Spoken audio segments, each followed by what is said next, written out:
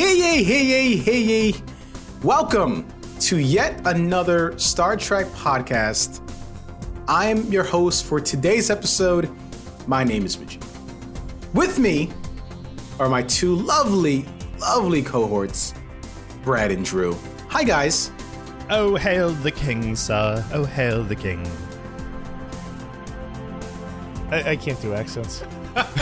It's not an accent though. I was trying to think of like how I could do like a medieval greeting for you, but how could I possibly outshine Brad? I mean, that was wonderful. Outshine Brad, or I mean, you give me no credit whatsoever. Well, I was getting to that, but you're the king, so I mean, you need your own section of flattery. That's fair. Speaking of which, right before we started recording, I saw Brad take a sip of coffee through a straw.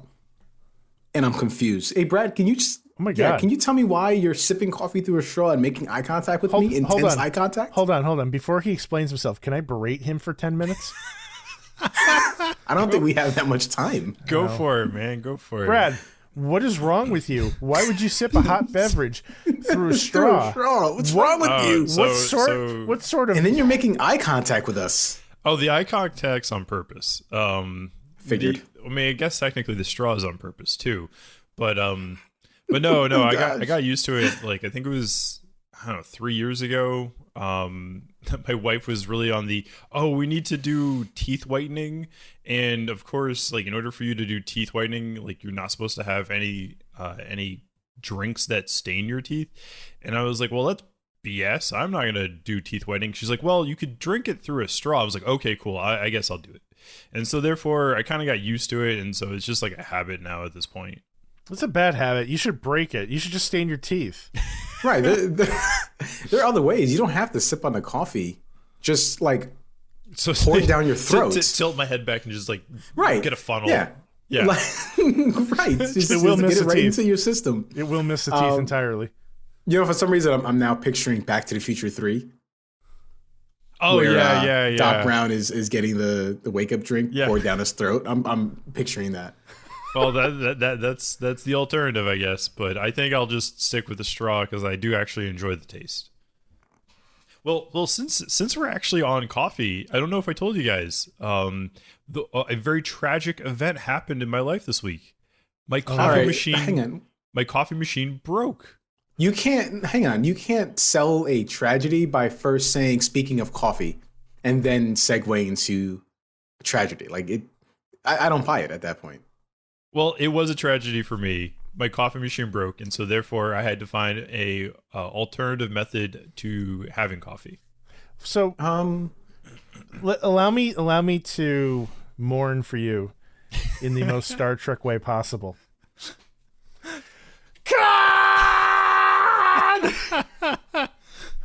It was a very annoying event where I'm like pouring having the coffee machine brew everything, and all of a sudden I noticed that, like, the very bottom of the coffee pot was filled, and it was like, hey, why is it making some weird noises?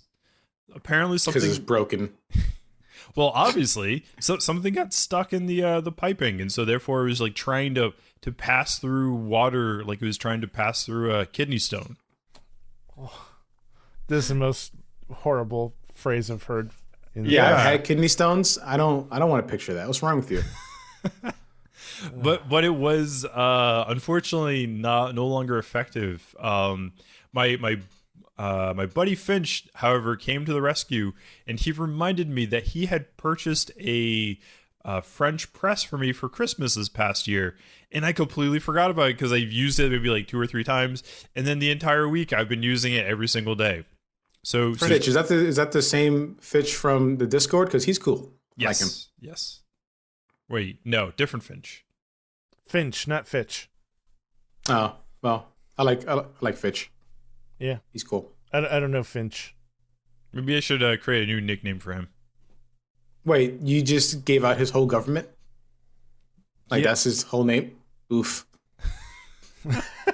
We Brad, we do things to protect people's identity and their their well-being. That's why we say Franks instead of. Oh, I almost did it. I almost did it. Oh man. I also always say Wayne instead of the other name because even though he doesn't listen to the podcast. I think you could probably just call his real name and then nobody would ever notice. Well, he'll never know because he doesn't listen to the podcast. True story. Yeah. Guys, listen, it's Friday morning. I am literally fresh out the gym. I think we started this phone call, Brad and I, after I left. So I'm pumped up with energy.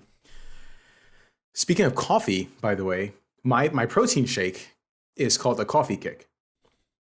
It's chocolate protein, coffee grounds, and peanut butter. Sounds terrible. It's amazing. It is so good, but if you're not careful, you will absolutely have to run to the bathroom. I was like, man, it sounds like if your dog got into it, the same thing would happen. You know, again, I'm so happy that Kylo is in the house sleeping. He doesn't know I'm home yet, by the way. I just kind of snuck into the house. I haven't seen him. You're a ninja. Yeah, I'm not going to because he wants my full attention. If we were recording like last week, how many times we had to take a break because he just kept bothering me? Well, the audience doesn't know that. The audience was oblivious to it, thanks to Drew. So maybe we cut that? We cut that.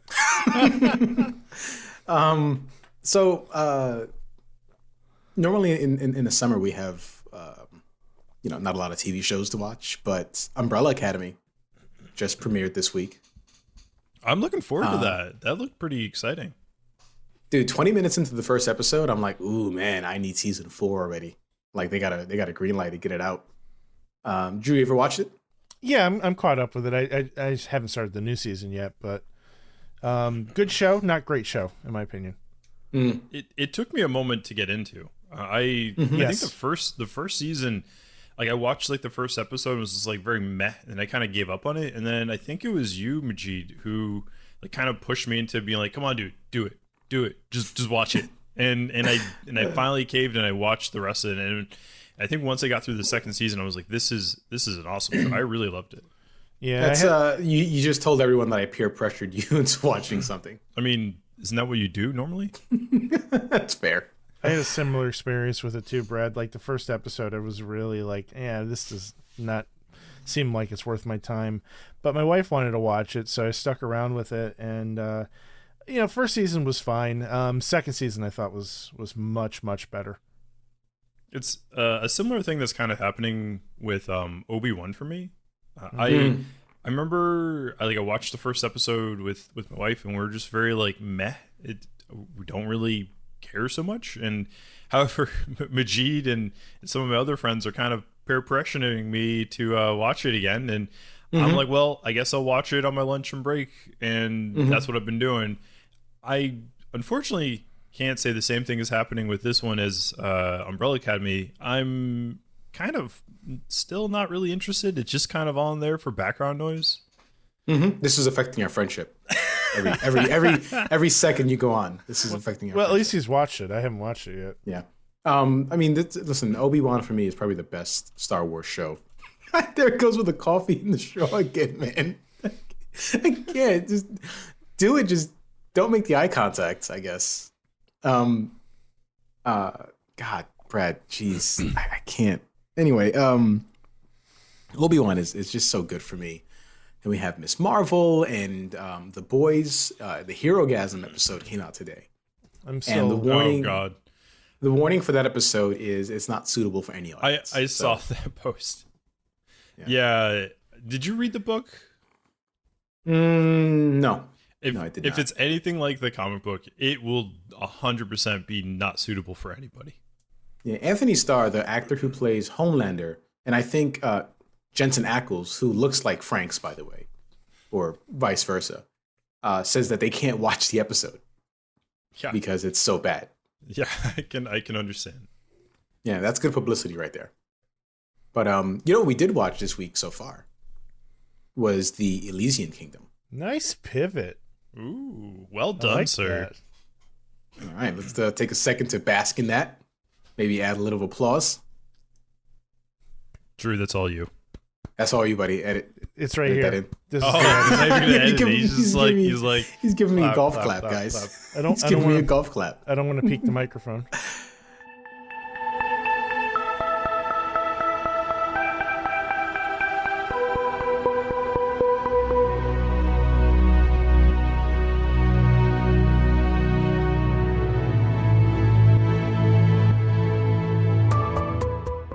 Move over, Elvis.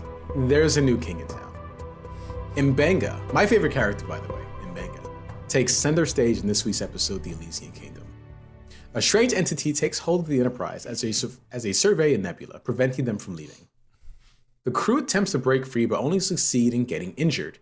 Mbenga gets called to the bridge, and that's when things get weird. He finds that all crew members are acting as if they are straight out of a fairy tale with no memory of who they were. Pike is now a bit of a flaky, bumbly fool, while Ortega shines as a faithful servant to the king. And who might that king be? You guessed it, my man Mbenga.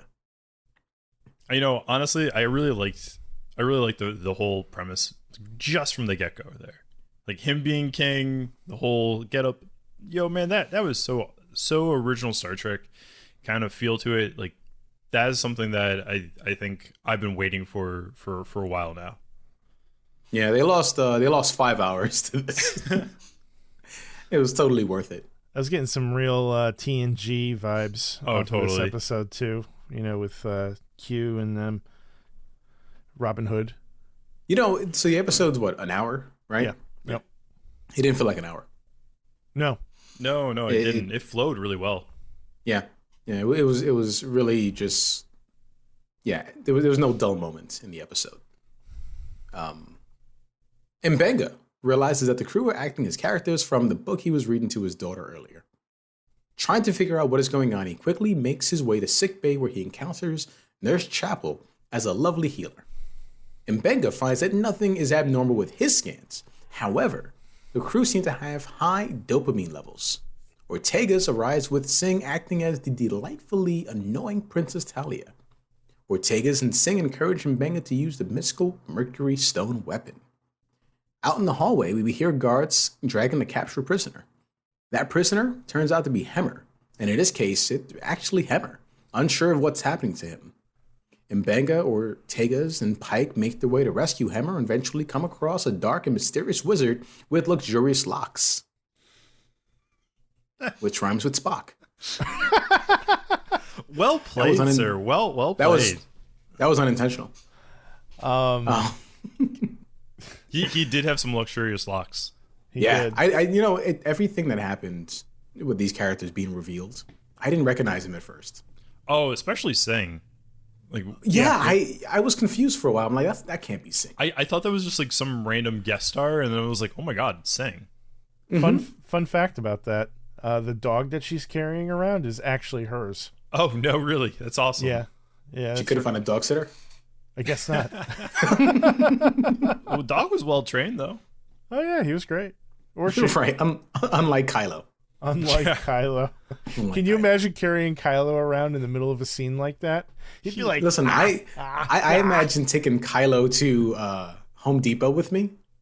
Because you see all these like dog parents taking their dog with them to Home Depot, and they're either sitting patiently in the cart or they're walking around Home calmly. Depot? Yeah. When the hell I'm in there.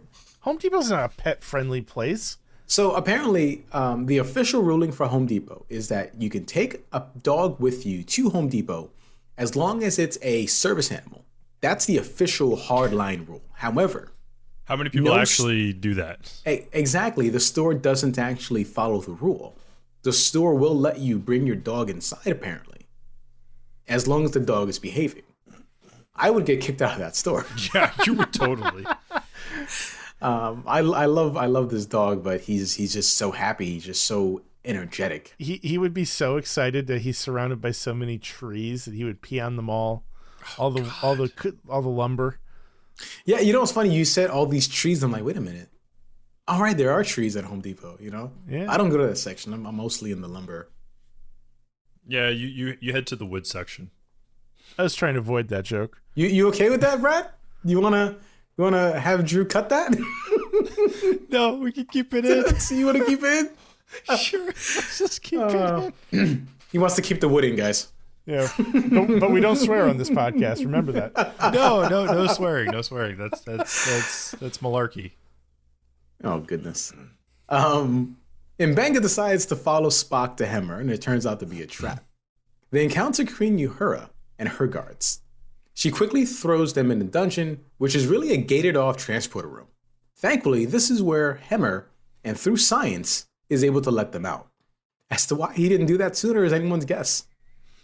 As they think the cosmic entity is using M'Benga's mind to cause this fantasy, he realizes this is actually coming from his daughter because the story changed when number 1 showed up and Ortegas knew the character. When arriving at Sickbay, M'Benga's daughter is nowhere to be found. Cue dramatic music and commercial break.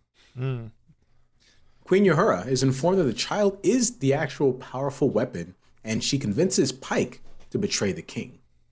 Uhura and her gang of thugs. I didn't realize that Brad wrote the word thugs here. I love you, Brad.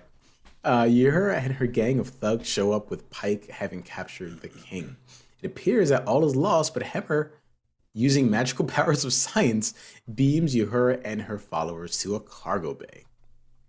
M'Benga finally finds his daughter in his quarters. She had been communicating with the strange being all along. Hemmer volunteers as a conduit to allow the alien being to communicate with them. Now, this is where emotions start to run high for me as a father. We find that the being is lonely just like his daughter, and they made a connection.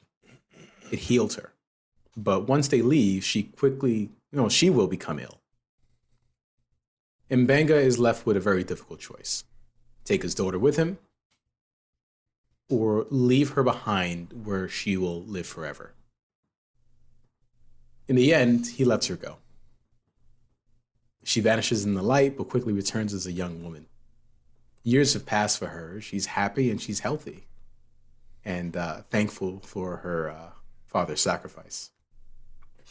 Oh, there's Majeed tearing up a bit.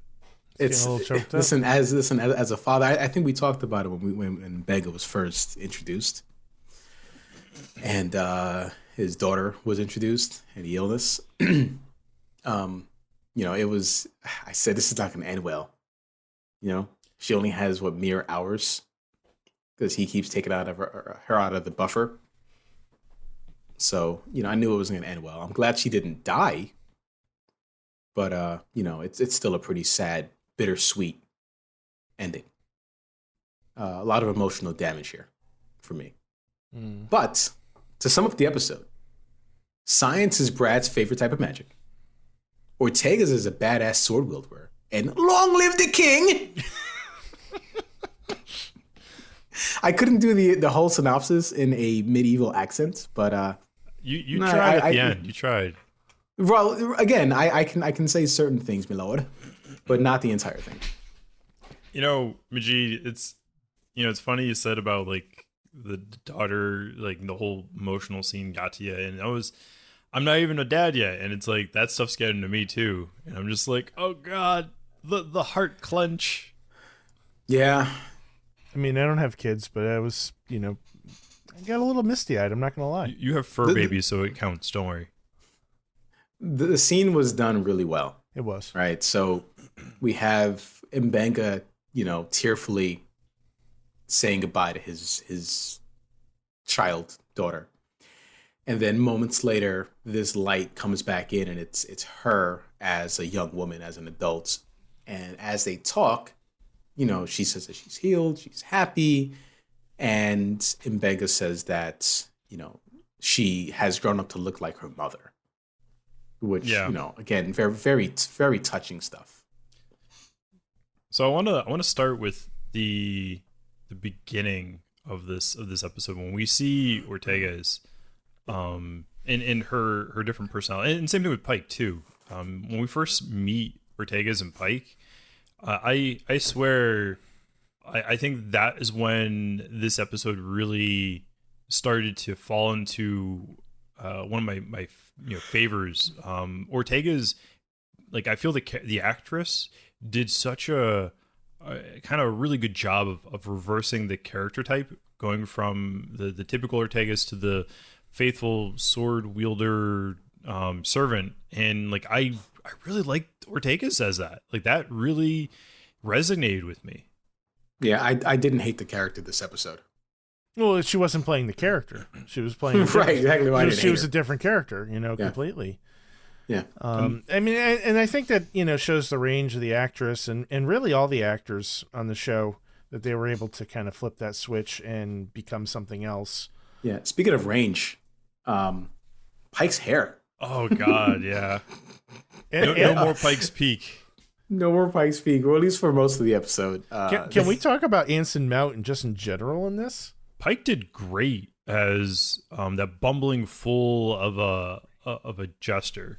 It was like, honestly, like it was a complete 180 from his super confident, super courageous character that he plays. Zaddy. Yeah, Zaddy. I wasn't expecting the level of zaniness from him, and for me that's often a detractor in an episode, but when they're going all in on it like they did with this one, I think it's welcome and it worked. And for the character that he was playing, that silliness and zaniness, I think, really paid off. Yeah, no, it was fantastic. I think the one character that I wish they did a little different for was Chapel. Like, yeah. I felt of all the characters, like, the opposites of everybody, she was the one that was least I wouldn't say necessarily developed in that character role. It just was very plain, very boring, didn't really stand out so much. Even there was like a helmsman in the beginning that turned into like the Red Guard, I believe. Yeah. And like that character stood out to me more so than Chapel did. Yeah. Well, I mean, they've given Chapel a lot to work with over the past few episodes, so maybe they felt that they needed to spread the love a little bit more. Oh yeah, no. But I agree with you. I think that it would have made more sense to have her not necessarily play the role that Ortegas played, but be like that second sidekick with Mbenga, especially considering how close she works with him on a regular basis. So we also got the pairing of Hemmer and Mbenga this episode. I didn't love it. Really? Yeah, no. I get that we need to try certain things with new pairings. I think Mbenga works better with number one. I think it was a good pairing. And Hemmer, obviously the best pairing was him and Uhura. But I don't like Mbenga and Hemmer. I actually enjoyed Hemmer and Mbenga. Like I thought that was fine. I actually really would like to see more of Hemmer. I'm hoping before the season's out, we get a more focused episode around that character. Yeah. Speaking of which, how much time do we have until the end of this season? How many episodes? This is two more. Yeah. That makes me sad. To kind of talk a little bit more about Hemmer, and up to this point, he's been a very curmudgeon-like character. Very grumpy, very just like, I'll do it myself because nobody else can do it right. And it was nice to see him have like some personality, and compassion. It was fleeting. He was a very compassionate character too. Yeah, it was fleeting though because he doesn't remember anything. No, he remembers everything. Well, no, he doesn't. The only person end, yeah. Yes, correct. All right, my mistake. Yeah, mark that for edit. Nope. It doesn't matter, right? Because you can just cut it out anyway. I'm not gonna. But yeah. I actually enjoyed him in this one, and I did find it was like one little silly part where like he's captured and then everybody else gets there and then he's like, oh, through science I will get us free. Yeah. And then he just cuts the bars at that point, and I was like, well, why didn't you do it earlier? Come on, man. Yeah, basically. Because the plot wouldn't move along if he just did.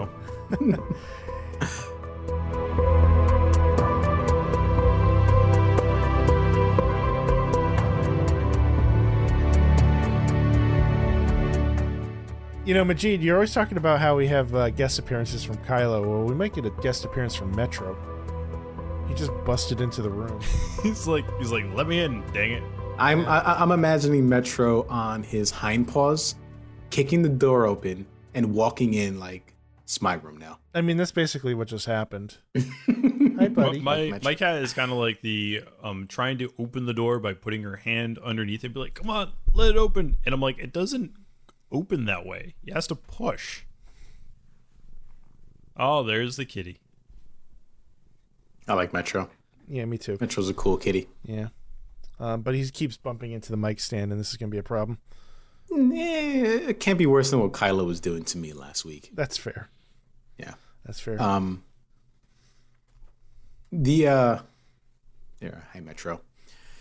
And there's a lot in this episode, but there's so little because of the fact that it was so fast paced, you know? Well, there was a flow to the episode where it just kind of, the story progressed. There was a lot less jumping around.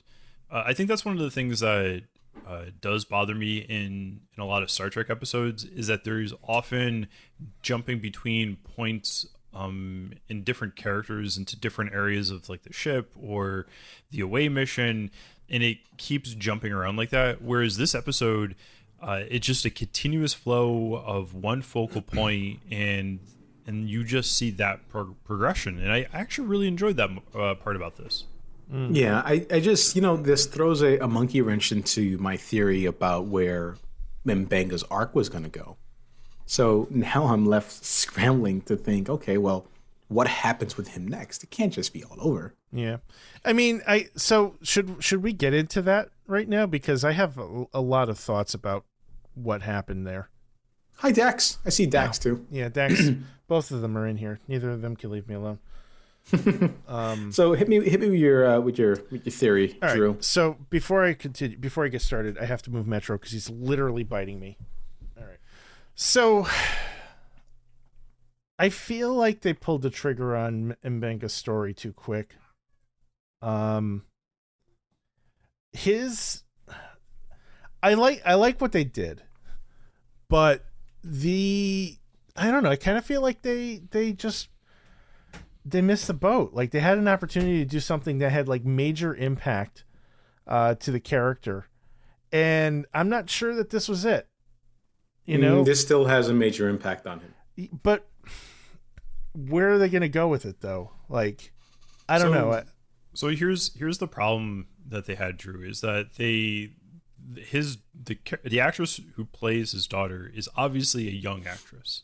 Yeah, and he's supposedly putting her into the transporter buffers, and so to me, I kind of feel like they wrote themselves into a corner where this situation had to be resolved this season.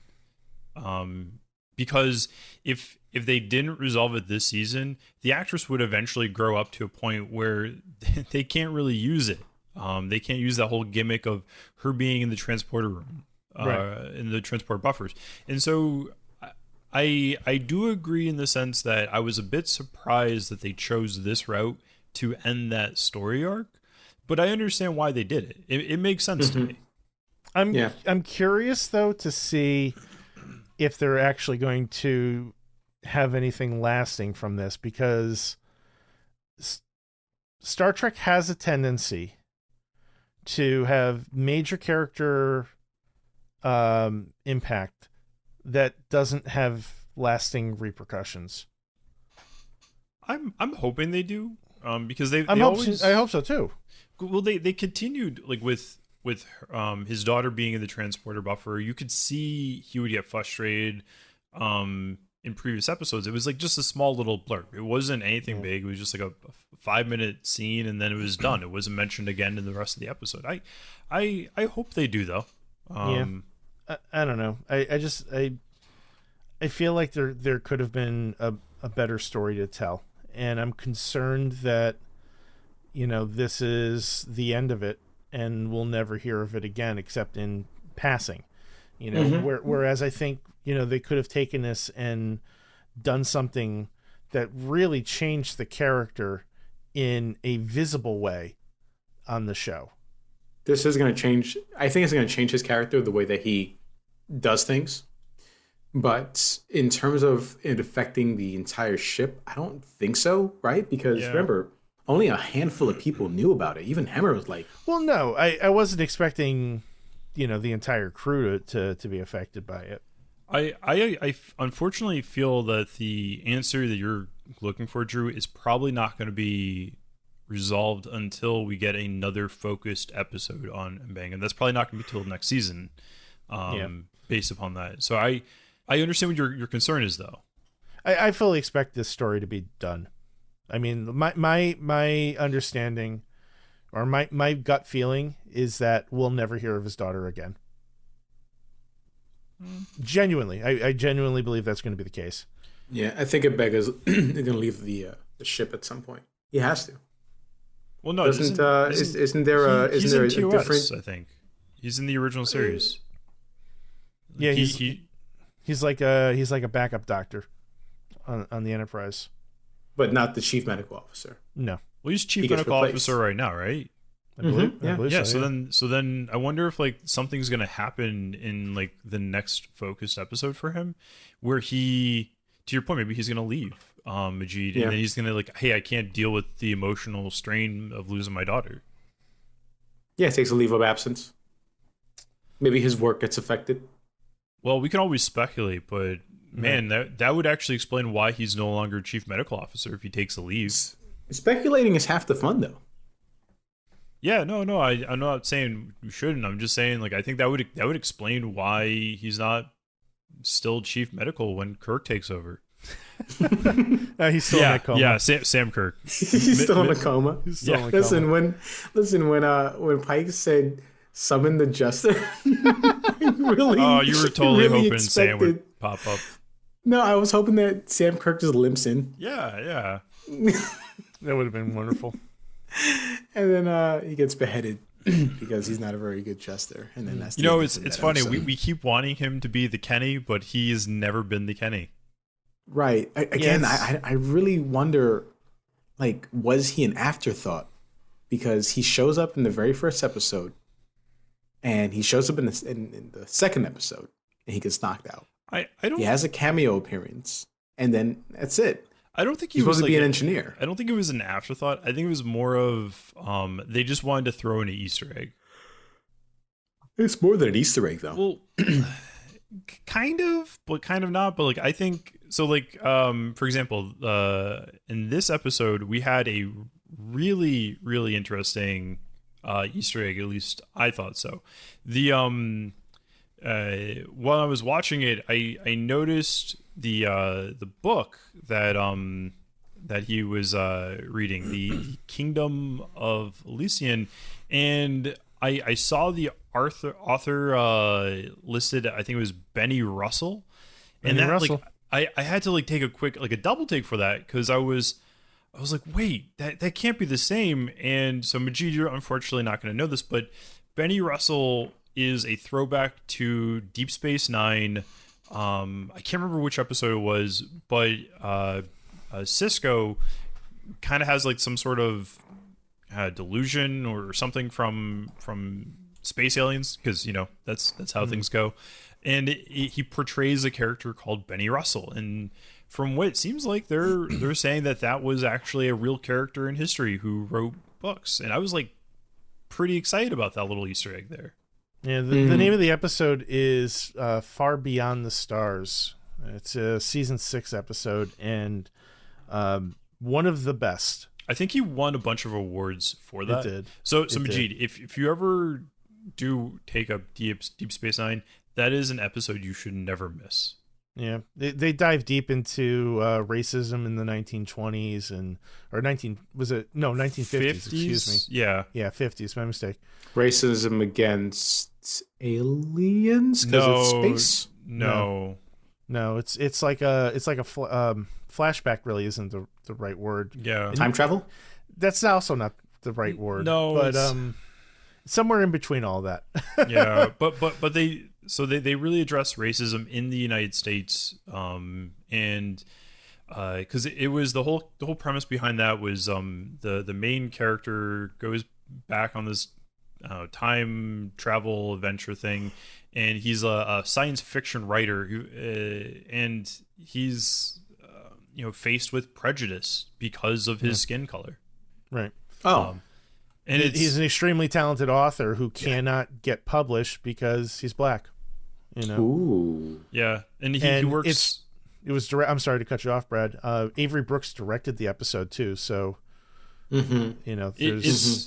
a phenomenal. Who's Avery Brooks? Who's Avery Brooks? He plays Benjamin Sisko in Deep Space Nine. He's the captain in that series. And it's funny, Majeed, you'll probably hear us talk about it. He does a phenomenal job in the whole series. But that episode specifically is just one of the best episodes. Wasn't the captain of Deep Space Nine's ship the guy from Quantum Leap? No, that's Enterprise. That's Enterprise, yeah. Scott Bakula. Bakula, yeah. That's what it is. Yeah. But the whole little Easter egg of having like that being who wrote the book was actually pretty exciting for me. I just saw that and I was like, oh my gosh, it's pretty cool that they kind of threw that little nugget in there. That's a super deep cut. Yeah, it really is. Kudos to you, Brad, for catching that. Yeah, it was good catch. Well, I was watching it and I was just like, I saw the name Benny. I was like, wait, what? So I had to actually pause it, rewind it, and I don't usually like doing that mid episode, but I had to go back to it, and I was like, oh snap, that's freaking awesome. Good catch, Brad. I'm so proud of you. I'm proud. Can we of you give too, Brad man. a golf clap? Oh, I appreciate you guys for patronizing me. Yeah, no, in the most obvious way, by the way.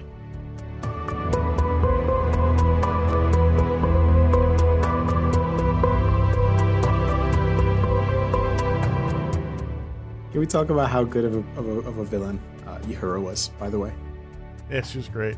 Oh, she was fantastic. Yeah. I saw it. So I think you and all of us were talking last night when I got home from Lowe's at like 9-10 o'clock. You shop at Lowe's too? You traitor. So just a quick segue about Lowe's. Lowe's, in their garden section, it's cheaper for their plants and their gardening stuff because unlike Home Depot, Lowe's grows stuff in-house. So there's no need to ship anything in to the store because everything's grown there. That's the difference. That's why they're able to get us a better price. So Lowe's isn't paying me yet for saying this, but if you need gardening stuff, plants and shrubs, go to Lowe's. Noted. Tell them I sent you, and maybe they'll give me money. My dad shops at Lowe's because he gets a senior citizen discount. So they give him money. Okay. Yeah, they do. They don't give me money. That's fine. We can get sponsored by Lowe's one day, right, Drew? I'm not sure it's the right, sponsorship, but we can try. All right. Well, we'll work it out. When I got back from Lowe's, though, I started watching the episode, and I think you all berated me for wanting to watch it this morning at the gym. He said, no, watch it tonight or else I'll kill you. So I watched it that night. I watched it last night, and my wife and daughter were glued to the screen. Were they? Oh, they watch it with you? Yeah, they ended up watching it with me, and they were enthralled. Like, they just couldn't take their eyes off the screen. I'm hoping because they liked it.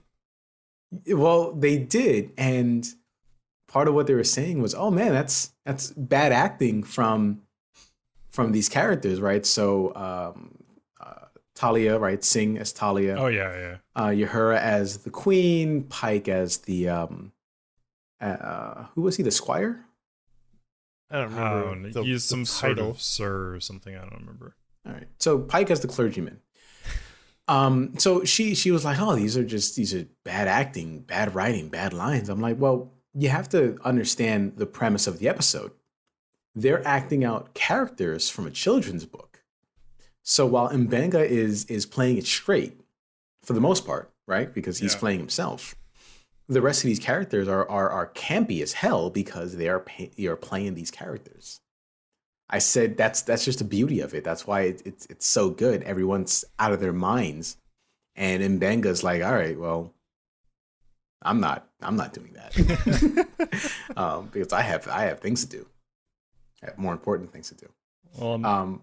I will say it was funny when Hemmer got into it, and he's selling the whole. I will send you to. Oh yeah, that part is like the Dark Realm or something like that. The Horizon. Right. And Luxurious Lock Spock was like, no such thing exists. That was pretty great. And he just transports them away. I thought it was hilarious. My wife and daughter didn't laugh as hard as I did, or at all. That was great. Don't worry, I was laughing alongside with you at the very moment too. It was really good. Really good for me, at least. All right, guys, I really want to get into the rating of the episode. I think it's good that we get there. But before I jump ahead to that, is there anything that you guys want to talk about this episode? Anything that I missed that we overlooked? What'd you think of the set design and how they use the Enterprise to create a fantasy world? I thought it was perfect, man. Like that was great. Oh, because to Majeed's point, it's campy as hell, but like it's supposed to be. Like it's like you're going to that high school like Renaissance fair, and like they're trying to make the whole high school look like a castle, and you see like the lockers in the background and everything like that. Yeah, but that's what it's supposed to be, and I loved it. It was perfect for the tone of the episode. Yeah, they could have easily the being could have easily transported them somewhere else. Yeah, but they kept them on the ship. I'm glad they didn't.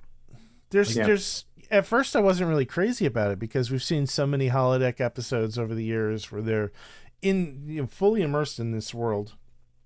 So I was a little skeptical. I was like, oh, I thought maybe at first they took the lazy way out, but I love the way that they lit everything. The set design, the camera angles in these areas were, I think, perfect. It really made the whole, what's the word I'm looking for? It made it more immersive than I thought it would. And to your point, Brad, I think that was a great way to explain it. High school Renaissance fair. I'd never even thought about that until you just mentioned it, and I don't think there's a better way to describe it. I don't know what high schools you guys went to, but I never had a high school Renaissance fair. You never had a high school like themed whatever where like they changed the look of the high school, where they put like construction paper on the walls, and it's just like this giant 50-foot long construction paper trying to cover like the water fountain and everything. Yeah. No, my high school sucked. Clearly.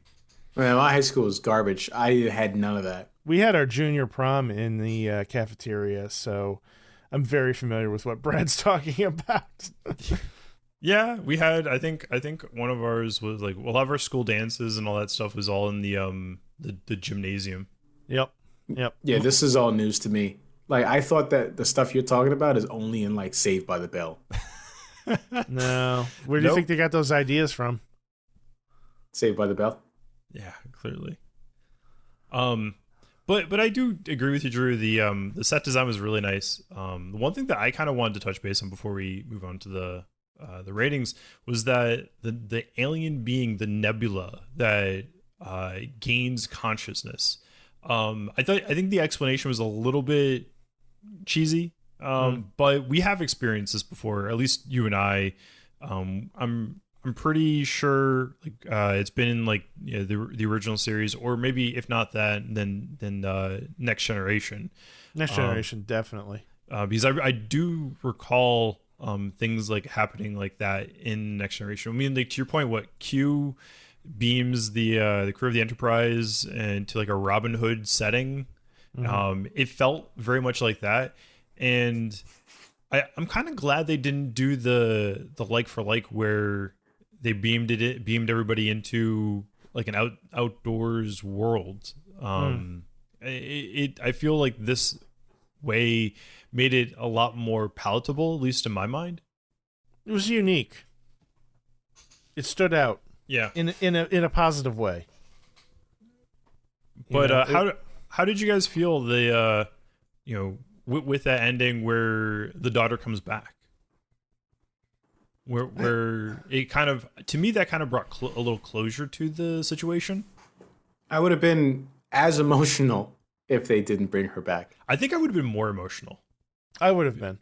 Because I think they missed. See, this is kind of going back to what I was saying before. I feel like they buttoned up his story too quick.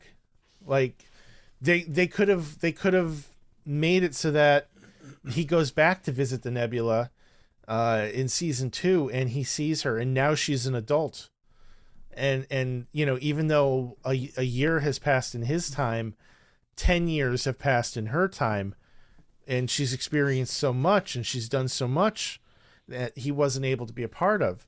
But they just kind of hit the fast forward button on all of that. If this were a show that was serialized in its storytelling, I could easily see them saving that for a season 2. But they're walking that line already, right? Yes, each episode is within itself, but they've been serializing Mbenga's plot up to this point. Well, to be fair, Drew, they do that somewhat even in the Next Generation. They do that in Voyager, Deep Space Nine. I mean, Deep Space Nine, I guess, doesn't really count because that eventually then becomes like one full arc in the later years. But they do kind of have like undertones, overtones, whichever, that kind of help guide the episodes. And I don't think it really that they are their own series, and I think they're allowed to do this path. I'm okay with it. We also shouldn't qualify the character development in the same category as serialized storytelling, because character development and character growth can follow each episode, regardless if it's a weekly or serialized. No, I agree 100%. I'm not saying that they don't. Right. So like Sing and her trauma carries from episode to episode, and her development carries from episode to episode. Right. I mean, we're not the original series more or less is wiping the slate clean every single time the credits roll. Right? Yeah. Like when they travel back in time 3 days. Yeah, exactly. But I mean, like, for the most part, like, the credits roll, the episode is over, the next one comes up, and with few exceptions, it's a brand new day, and yesterday didn't happen. Or 3 days ago didn't happen. God damn it. They don't do that in other shows, right? So there is that character growth that you're speaking of. And what I'm saying is that I feel like there was just a lack of patience, because they could have really just, I don't know. I think it could have had more impact. To me, like they want to tie up that story arc, and I can understand why. I do agree with you, Drew, that I feel like they could have taken a slower approach to it. But I'm interested to see more about Mbenga, because there's obviously more to him than just his daughter. Of course. And I think that by having his daughter on there and being the focus point, that's all we're going to ever see. And it's going to be hard for them to push onto other things. Well, it's also hold on. Somebody can be two things. I get that, but like I feel like because they have her, they've kind of put him in a situation where they need to tie that up. Okay, so now they've got her off the ship, right?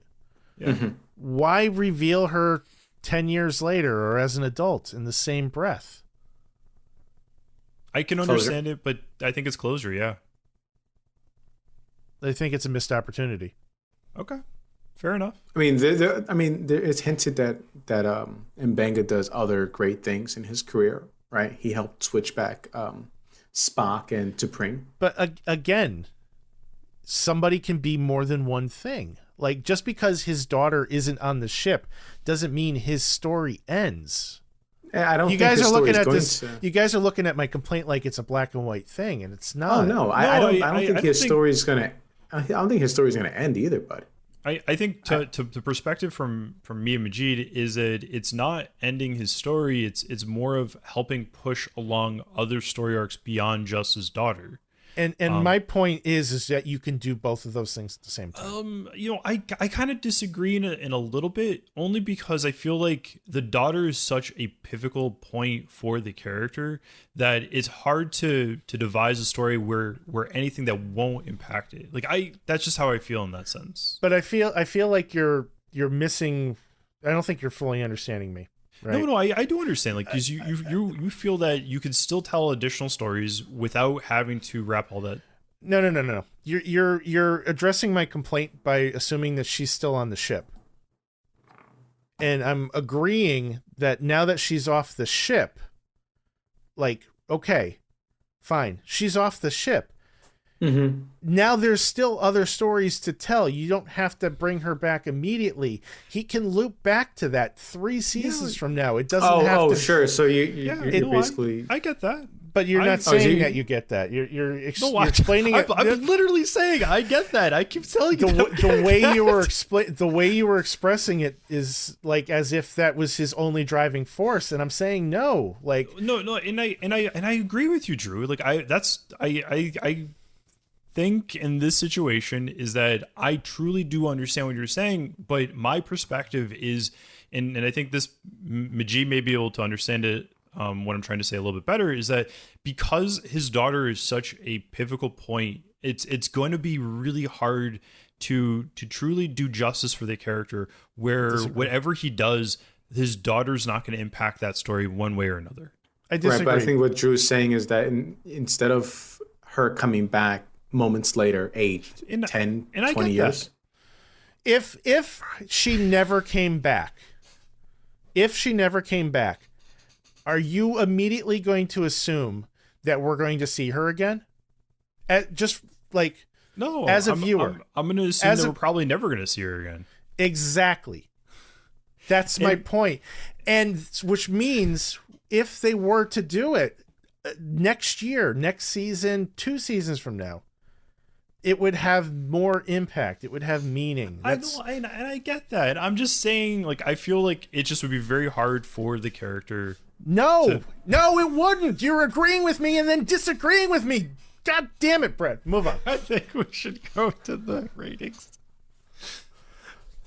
Drew, what just happened, guys? You know I love you, Drew, right? I know. Hey, Majeed wanted a Drew rant, so he just got one. Well, I want. I mean, let's just be clear. I wanted Drew yelling at the clouds, not the nebula. I wanted Drew yelling at the clouds. Majeed, at least he's not like ranting at you this time. At least it's at me now. I'm an equal opportunity. Would you like me to give Brad a demerit? Sure, let's go with it. Well, it's too bad. I'm not going to give you a demerit because you want a demerit. I want to hear how Drew rates this episode first. Is that possible, Majeed? You're the host this week. One more time for me, buddy.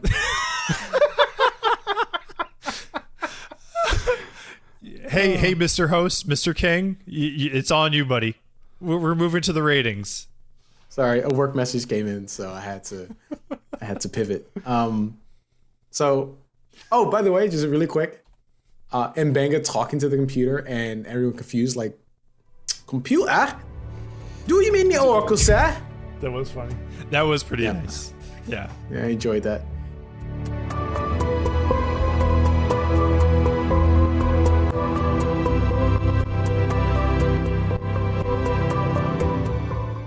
All right, guys, let's get to the episode rating. Since Drew's pretty hot after being gaslit, let's see what he has to say first. Well, is my rating contingent on whether or not Brad understands me? I mean, wow. You know, I really thought our relationship was beyond this, sir, but apparently not. Okay, you know what? You do. I love you call it a relationship. Yeah, clearly it's not. All right. Despite my frustrations with Brad, I really enjoyed this. No, this was a good episode. I do stand behind everything I said about the ending. I think they. What did you say about the ending again? I think that they rushed the plot line with his daughter. Mm-hmm. I think if they're going to pull the trigger on it this early. I think they rushed the second half of it, where they could tell the story about his daughter becoming a woman. So that said, I still really enjoyed the episode. I thought it was fun. I thought it was unique. I thought it was clever. It was a twist on the holodeck episodes from TNG that I've always enjoyed. Mbenga is great. I mean, full stop. He might be my favorite character on the show as well. He's just tremendous. But everybody played their part wonderfully, top to bottom. MVP of Silly Faces goes to Pike for just being a complete goofball. With his hair. I was going to give this a 9. But after spending some time thinking about it overnight, I feel like my complaints will bring it down to an 8. You know, so funny. I thought you were going to say, I was going to give this thing a 9, but after my complaints, I'm giving it a 10. Oh, I don't know why I thought you were going to say that. See, I thought it was actually going to be like, I was going to give this a 5. Right. No. After hearing that rant, man, totally was expecting him to say 5. I love a Drew rant. I love them. I think they're great, and I think it's great that you gaslit him. I really wasn't trying to. I was really just saying I truly understood what he's saying. I just have a different perspective. That's all. Listen, Yeah, the perspective doesn't get it. You handled him. You handled him. You're like, yes, sir. I totally get it. Oh, years totally of get customer it, sir. service. That totally helps. Sir, I'm so sorry for your incorrect opinion. Yeah, That's basically what you said to Drew. That's what it is. I mean, it's like, you know, I don't disagree. I really think I just have a different perspective. That's it, and I'm allowed to have my own opinion. But the perspective that you had was not the perspective. I feel like Drew's trying to say your perspective is wrong, Brad. It's wrong. Like I love you, and as a friend, you're entitled to your your perspective incorrect isn't opinion. wrong. You understood my perspective wrong. No, but I understand your perspective correctly. I just disagree with it. You see what I just did there? I just You're gaslighting both of us now. Brad, buddy, what did you think of the episode? Oh man, this is a fun conversation, guys. You know, from the very beginning, the whole story arc with Mbenga and his daughter, I was really wondering how they were going to tie it up. I do agree to Drew's point that I felt that they could have changed it a bit. Like they could have given it more time to develop. I do understand that part.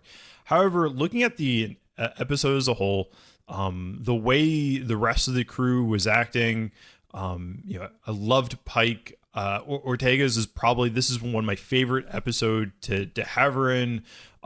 Even Sing, a complete 180 from her character as like the normal uptight security officer. I was just loving this episode, and I think, you know, even with the faults of how they tied up Mbenga's story with his daughter, I still loved every single moment of it, and I'm at a solid 10. Wow. Oh, wow. This Wow, episode nice. really resonated with me, and I was laughing. I was enjoying myself. And this has to be my favorite episode, you know, so far. Wow. All right, well, that's great, because I feel the same exact way. And I absolutely agree with Drew. I think this was a perfect way to cap off Mbenga's story with his daughter. No? Can't gaslight you again? All right. Listen, yeah, I've said it time and time again. I love Mbenga as a character. I think the 180 they did with a lot of these characters, right? So number one and Pike and Spock with his lovely flowing hair, Lovely locks. Lovely locks, Spock's locks. and Uhura as the evil queen, and just Hemmer all around, like buying into it, you know, full send. He just went there with the magic and the wizardry. Again, very emotional as a father, and while I won't give it a 10, I'm pretty close. I'm giving it a 5. I'm joking. I'm messing with you. I'm giving it a 9. 9. I don't know if I can justify a 10, even though I loved it so much. But it's definitely one of the best Star Trek hours I've ever seen, even though it didn't feel like an hour. I could easily see myself watching this episode again if it was on and I had no remote. By the way, I think I used my phone. I had to forcibly use my phone while watching the episode. Like normally it's just inadvertently, right? I had to actually send some texts. I had to send some messages and order some things for the yard, but I didn't want to. I didn't want to pick up my phone. My question for you, Majeed, is did you regret our warnings last night about not watching this at the gym? Did I regret them? I didn't watch it at the gym. Well, no, but I mean, like maybe regret's not the right word. Are you glad that we insisted that you watch it last night? Because I feel like if you had watched it at the gym, it either would have destroyed your workout or you would have just missed like most of the episode. Yeah. Yeah. No, I'm totally glad I didn't watch this episode at the gym. So, you know, if I start, you know, breaking down in tears on a treadmill, right, I won't slip and fall. Right. You know, they may look at you a little odd. Shut up! I'm not crying. It was a good set. No, I'm glad you bullied me into watching it at home last night, because that's essentially what you did. You bullied me into watching it. And if no one believes me, please let's share this a snippet of our channel on social media so everybody sees how you bully me. This is peer pressure at its finest. But no, I give it a 9. You know, 9.5 if I can do that. We can overall good episode. We have a couple 0.5s in the scores. Good. Yeah, so 9.5. Okay. All right, so we had a good episode of TV. We had a good episode of recording. You know, Gaslit Drew is always the best. Anything else you guys want to discuss before we wrap it up and call it a weekend? What character do you think is going to be, sped up with their storyline next? I think there's still more. So I read an article I read a headline. I didn't want to dive into the article, but it said that there's the return of a Star Trek villain this season. Now, that can mean a number of things. I mean, we've already had one in the last episode. Was it an older article or? Nope, this was something that just came back. This was something that just recently, came out. So after last week's episode with Captain Angel. They weren't talking about Cybok? No. Okay. I don't know. All I read was the headline. So for me, again, I like speculating. So we could get Cybok. We could get Captain Angel. We can get the Gorn. So in terms of those potential villains, I think that there's room to explore maybe more of Singh's story. We could explore more of Pike's story. I would like to see more from Ortega's. She's starting to not be as annoying. I think she's starting to, settle into her niche. I was having a conversation with somebody on Twitter overnight about Ortega's, and as long as her character doesn't just become nothing but quips, which she kind of already is, I think there's something there, but they need to do something with the character. She can't just be one-liners. It's very one-dimensional. Yeah, I would like to see her or Hammer more developed. Yeah. It's tough because 10 episodes in a season just feels too short for what they're doing. I think 10 episodes is a really good way to carry a season. So you don't have fluff. You have limited fluff. You have limited filler, right? You set out to tell a story and it's very tight. You may end up even cutting things you don't need. Yeah, I guess if they were focusing on Pike a little bit more and the bridge crew kind of a little bit broader, I think, perhaps. But it seems like they're kind of checking off boxes for each member of the crew with kind of going over their background. And, I think just 10 episodes it's not really possible to do that sufficiently. So unless they're saving stuff for season 2, they're definitely going to be leaving people out.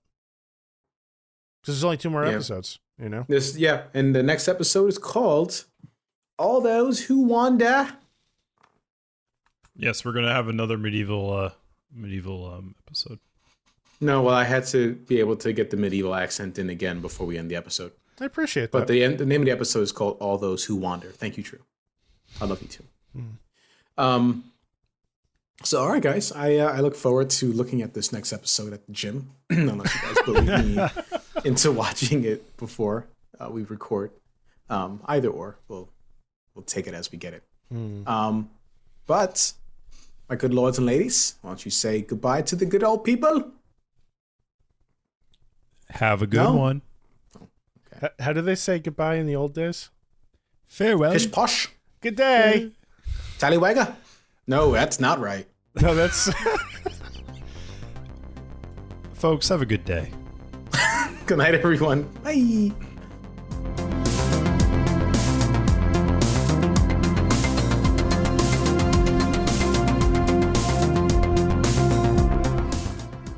Thank you so much for listening to another episode of yet another Star Trek podcast. We're a part of the Retro Sessions Network. This episode was recorded on June 24th, 2022, and is hosted by Brad, Drew, and me, Majeed. Drew edits the episodes and make it sound good. Brad writes the synopsis for us every single week. I take care of the artwork. Our music, Warp Speed and To the Stars, was written and performed by William Grovelar Music. Be sure to check him out on SoundCloud. We'll have a link in the show notes. Show us some love on social media. We're available everywhere: TikTok, YouTube, Instagram, and Facebook at Yet Another ST Pod. Or if you'd rather send us an email, you can do that too. We can be reached at yetanotherstpod@gmail.com. Have you ever wanted to support the show, but you're not sure how to accomplish this? Well, let me let you a little secret. The best way to support us is by writing a review and rating us on Apple Podcasts, Spotify, or anywhere you get your podcasts. And don't forget to subscribe. That's the important part. Until next week, live long and prosper.